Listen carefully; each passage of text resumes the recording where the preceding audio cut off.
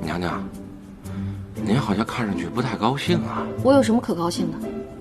你没看见今天杨家这局面，指不定有什么好事儿。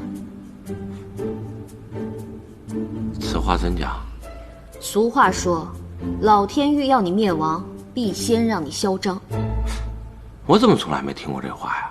你有没有觉得，杨家一下子受赏良田1000顷，黄金美眷无数，就连皇家在翠山的山庄都赐给了他。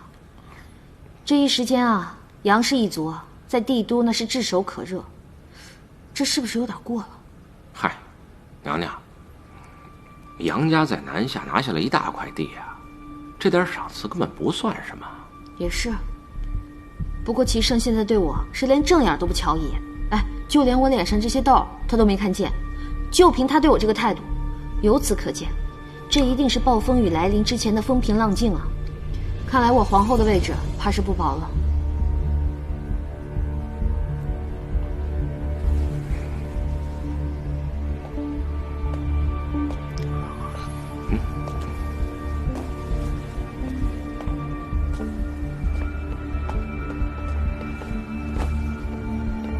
九王，娘娘，你的脸是怎么了？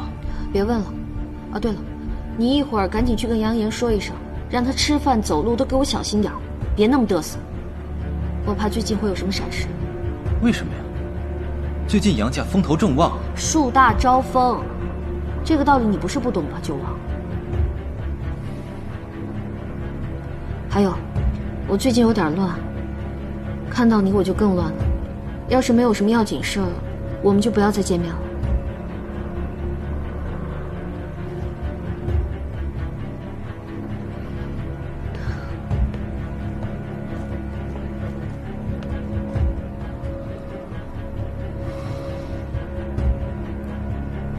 朕的谋划，你等可记清楚了？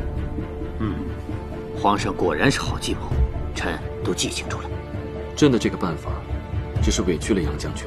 皇上，臣肝脑涂地，在所不惜。杨将军为南下朝征战沙场，出生入死，朕对你的那些封赏，远远不及杨将军的一腔热忱。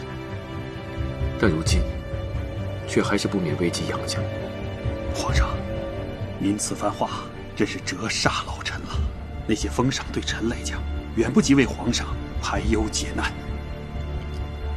朕也是陷入两难之地，才不得不做此打算。如果朕再不做什么，怕是他们真的要翻了。九王行事一向谨慎，皇上的计谋正是趁他风头正旺，放松警惕的时候，让他们不知不觉地卷入其中。这便是温水煮青蛙，朕就是让他们不易察觉，慢慢卷入事端。等他们发现的时候，便为时已晚。皇上，杨将军请放心，朕不会真的动手，只是给他们一个警告罢了。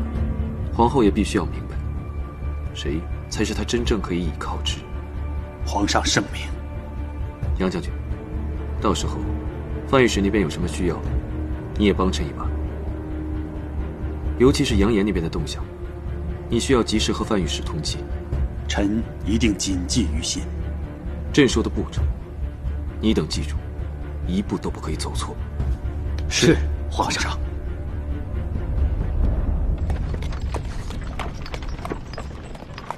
杨家大获封赏，我们更要谨言慎行。这是鹏鹏特意嘱咐的。女神都发话了，那必须遵守啊！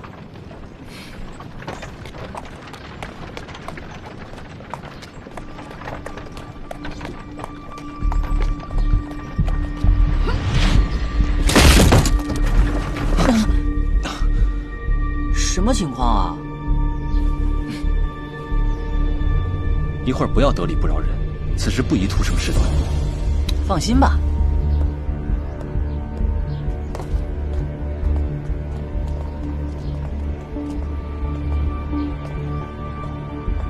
哎，哦，我们的马没受什么惊吓，车受损也不严重。你走吧，不用你们赔了。不用我们赔了，这句话应该我们说才对。赔？这条路本就不宽敞，难免发生事故。你我各退一步也就罢了。你眼瞎吧？这条路窄吗？你们不紧不慢的走着，影响了别人的驱车。哎，你怎么说话呢？让你家主子出来，我跟你说不着。是谁在叫我呀？哎呦，原来是范御史啊！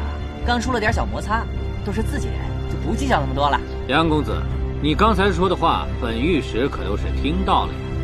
你当然是没事儿，可我的马儿受了惊，车受了损，我的车夫又受到了精神创伤。呀，我的马儿肯定是吓到精神分裂了。哎呦，我这老寒腿又发作了。你说，这如何是好啊？说吧，是不是缺钱花了？这是什么话？你以为有钱能摆平一切吗？范御史，如果深究起来，此事并非我一方之错呀。你，九哥，别跟他废话了，就这没事找事儿。用娘娘的话就是，你丫的没事找事儿吧啊？嗯，你丫谁呀？你他妈敢推我？你呀？你呀？嘿，你呀？你呀？哎呀，你呀？你呀？你呀？你呀？你呀？你呀？你呀？你呀？你说的事情，朕都明白了。原本是场交通事故而已，只是九王和杨玉的小儿子仗势欺人，对你大打出手。可是如此。是啊，皇上，那杨延将我的车夫暴打，还辱骂他是鸭。我的车夫不堪受辱，昨夜投河自尽了。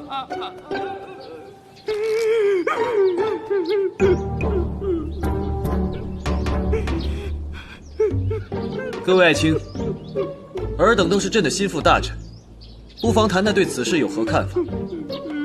禀皇上，九王那里当当人的行事作风，大家早都在背后议论纷纷了。对于那人干的那些事情，大家心头很不满意。确实如此啊！对于他们的种种做法，那简直是罄竹难书啊！